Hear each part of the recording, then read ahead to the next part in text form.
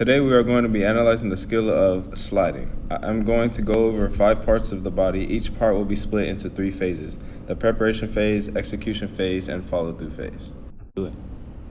In this phase, your feet will be started planted on the ground, parallel and straight shoulder width apart. Knees will be slightly bent in this phase. Elbows will be bent 90 degrees or extended and lifted slightly in front of the body, while the head remains level with eyes remaining forward. The second phase is the execution phase. In this phase, your preferred foot steps out horizontally or sideways as a non-preferred foot follows. The trailing foot lands next to the lead leg, which takes off just before the trailing leg lands. The knees will extend when trail foot is near the guide foot. This creates a small sideways hop.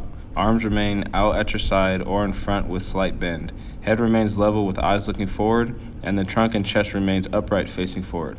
In the final phase, maintain rhythmical movement, which consists of the feet returning to preparation phase and continuing the process again after trailing foot lands next to lead leg.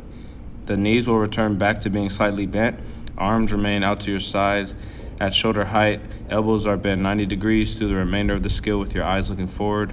Glancing down to the side for placement is exceptional if necessary. And that is how you slide. Thanks for watching.